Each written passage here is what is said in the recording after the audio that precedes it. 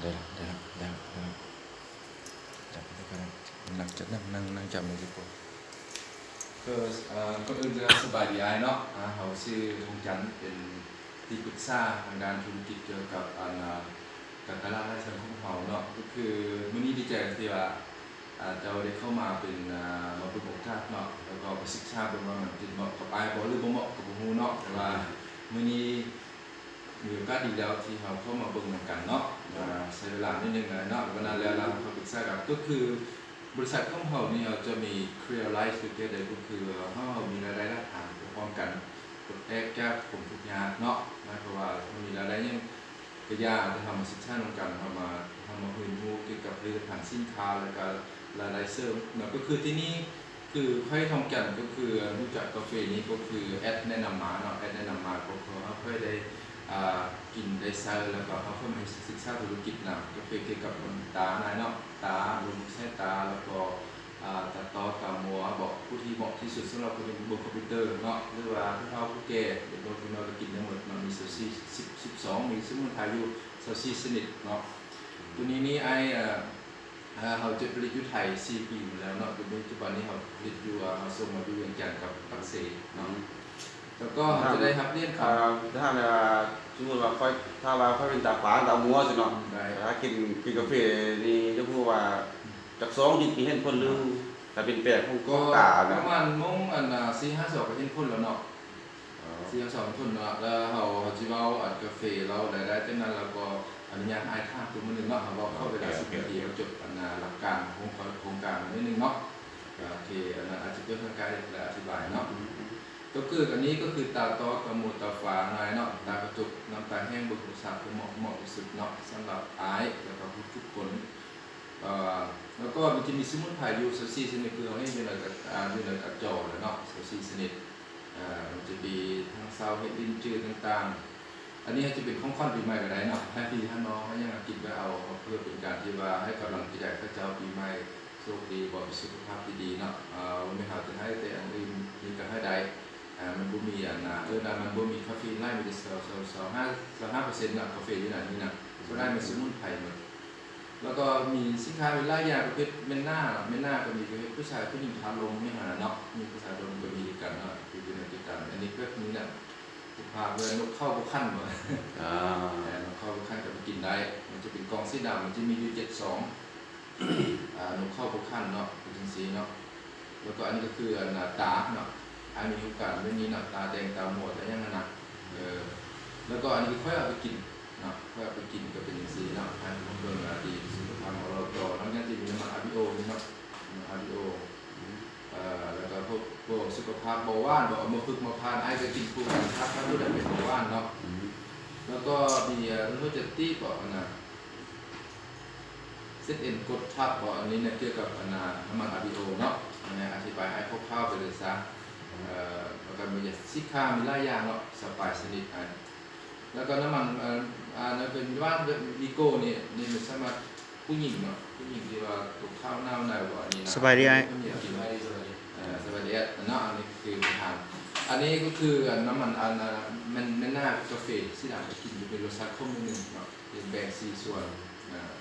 คือกันบ่ตัวกาแฟตัวที่มันคือกันบ่หรือว่าจังได๋คือกันมันจะต่างกันมันคุณภาพก็คือกันทุกอันตัวนี้มันจะเกี่ยวกับตาโดยเฉพาะตัวที่ดำดีๆเนี่ยมันดีเฉพาะผู้ชายว่าตกเข้าทุกขั้นบ่ตัวกาแฟที่ดำกินบ่ดีเนาะกินเมื่อยบ่ผู้ชายเดียวจุดสิ้นจะเป็นก็ดีหลายอย่างเดี๋ยวน้องมีบิ๊กกันเลยบิ๊กกันได้แต่บิ๊กไม่บิ๊กจนเลยอธิบายพร้อมกันเอามีคำถามเราจะเข้าใจดีๆเด้น้องสิพ่อเนี่ยอธิบายจาก5 นาทีในบิ๊กมีอยู่เกียร์ก็พวกน้องเขาว่าเขาจะเก็บคำถามมันถามอายเนาะมันนั้นเราอายถามเลยเด้อน้องจะอธิบายกาแฟเป็นน้ำนี่ที่ไหนบ่ที่ไหนคนฟังของเขาก็คือจะได้บ้านจะได้รถจะได้เหือนเนาะจะได้สิ่งที่เขาอยู่นี่เขาก็จะได้เงินที่มีเสื้อผ้าขนาดเกินเงินเนาะแล้วก็รายได้ของคนเขาปัจจุบันมีอยู่4 ด้านที่เป็น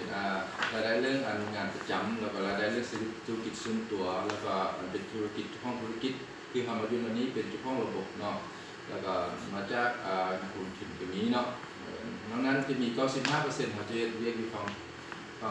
งซ้ายเหมือนกัน5%เราจะเรียกอยู่ฝั่งพวกเราก็คือแนะนำอันนี้ก็คือรู้จักระบบของเขาว่าจะได้เงินเนาะจะได้มีสุขภาพ อาจจะเห็นเดียวแบบอันนาแกก็ได้จะเห็นได้มุมได้มุมคือมันนี่เขามีองค์กรกินเราเขากินกับซ้ำอีกแล้วก็มีอะไรเข้าไล่เข้ามาตลอดเนาะอันนั้นก็คือสิ่งที่เขาต้องการเนาะนอกจากนั้นจะมีactive กับ passive นะไอ้คนมาศึกษาถึงจุดว่านี่เขาอยู่ในระบบตัวนี้ก็คือ network marketing การตลาดคือใครเนาะเป็นองค์กรเนาะหมายถึงว่าไอ้มาเฮ็ดได้ลงทุนน้อยบ่ต้องใช้ทุนหลายเนาะลงทุนน้อยก็คือไอ้มาเฮ็ดรู้จักธุรกิจของเรานี่ดีแล้วเนาะคือลงทุนน้อยรายได้ที่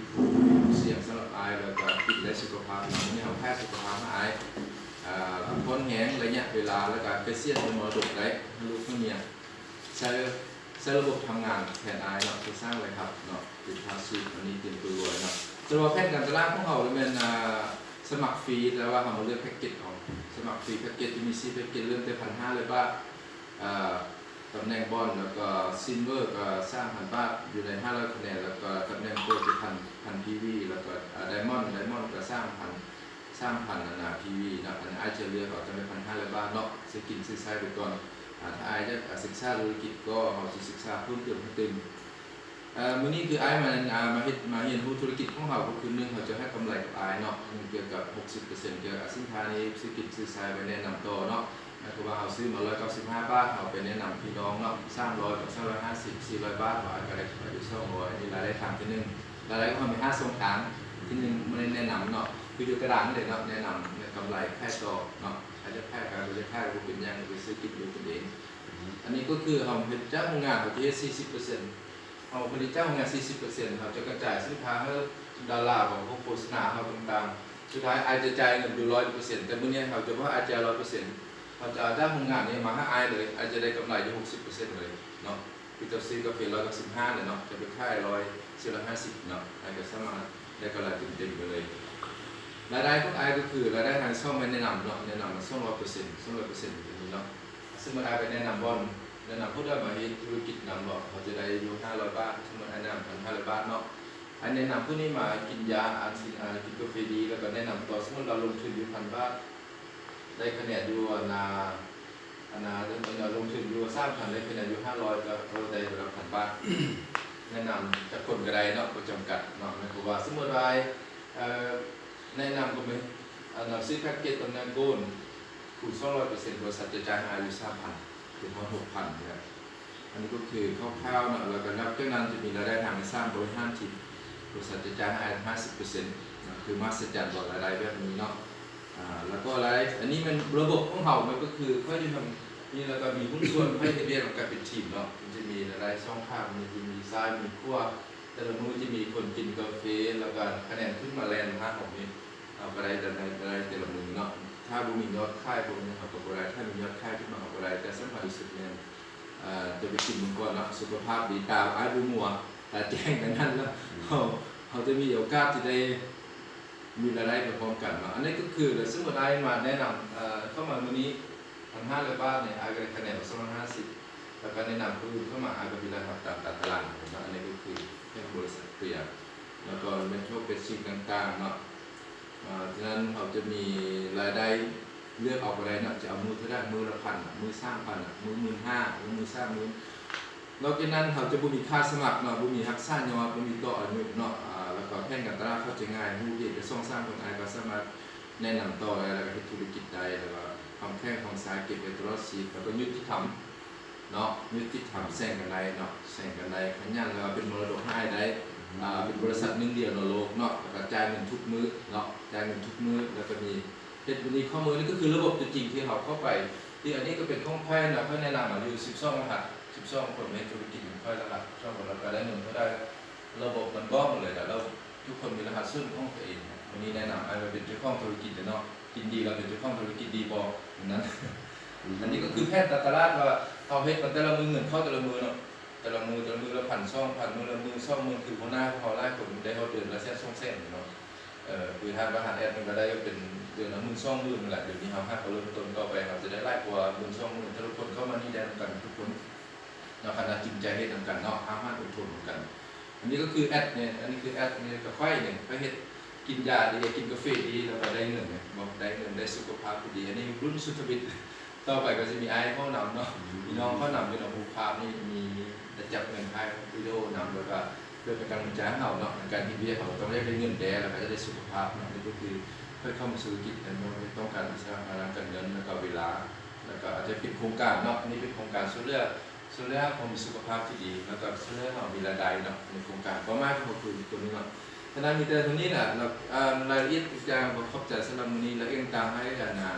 อาหารแอดแนะนำตื่นที่หนึ่งเนาะโอเคที่เอาใจ